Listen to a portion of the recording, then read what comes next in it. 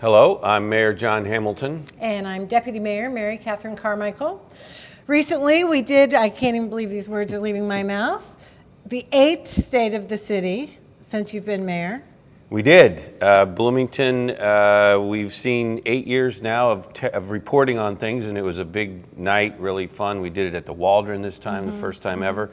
And it really was kind of three separate things. The first was part thank you and part look back. I mean, we have 16 cabinet department heads who just do fantastic work, and I wanted to really highlight them and brought them each up to the stage and thanked them and you know, in kind of rapid fire talked about, there's just too much to talk about, all the public safety work, the jobs, the housing, the quality of life, climate, all that stuff. But that was a really fun celebration. Yeah, that was fun, and we haven't done anything like that before, so it made this night kind of unique, so that was a neat thing. There was even a soundtrack for it. Yeah, there was, pretty cool. Then the second thing was really, in that first one, by the way, we said our city is doing great. We're in a really strong position. The state of the city is strong financially, the prospects and all. Then I talked a little bit about 2023 itself, what's coming. We know we have $32 million of public safety investments. That's a big deal coming for our new police headquarters and fire facilities, et cetera. We know we've got fiber coming. It's being built right now all through the city, miles and miles of fiber coming in, and that's going to really change our city, and 23 should be a big landmark for that.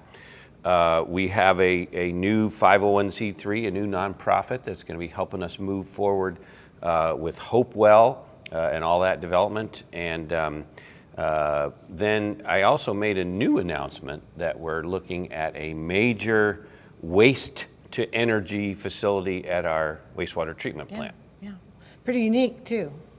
It's unusual, and it would be, we don't know for sure if it can work. We'll be doing some more in the coming weeks, but 2023 will be busy with all of that going on and more. Yeah. And then the last piece, I kind of took the liberty of trying to imagine Bloomington in 2030. I think you more than imagined. You tried to inspire at the same time. Well, I give you credit for that. Thank you. I try. I don't know anyway. But so I really talked about 4 big challenges and opportunities, and how, you know, I mean, I've been in this seat. It's hard to change sometimes, but it's really important to change. And one of them was about climate, just being a climate leader, that we're going to have to do it. The state's not going to do it. We have the capacity to do it. I kind of imagined, what if we had the best public transit system in any small city in America? We're on our way there, but what would it mean? And that's, of course, just part of climate, but we're investing in that. The second was really leaning into the job growth and the new economy and how we can work with Indiana University and our workforce and education and training and all the quality of life that is driven by that too.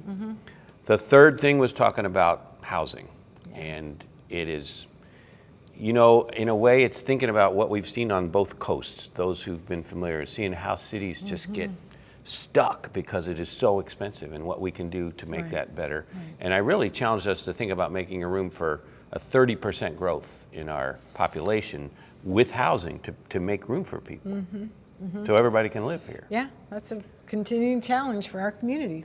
It is huge, and we see how not to do it, I think, in some ways, so we're working on it. And then the last thing I talked about were 2 areas that are not really the city's responsibility, but really important to us. And impact the city. They affect all of us in the city. Public health and the criminal justice system. And very connected now. They really are. We're not where we ought to be on that. We have resources at the county level to do it, so I talked about the importance of that. Right, right. You know, we shouldn't wrap this up before we thank our hosts at the Waldron Arts Center. They've done such a beautiful job, made such an investment in that building. Constellation Stage and Screen has just been a terrific partner to work with. We still own the city of Bloomington. By we, I mean the residents of Bloomington still own that building, but they're doing a lovely job of operating it. They've got the galleries up and running, and it's a neat space. It's a great space, and we also had high school poets, and we had pianists and violinists and opera singers who made it a really beautiful. Right. Hey, it's an art center, evening. So you had to include the arts. There's a lot of detail. If you want to watch the whole speech or read parts of it, you can, any part of it, you can get that online, and thanks for all of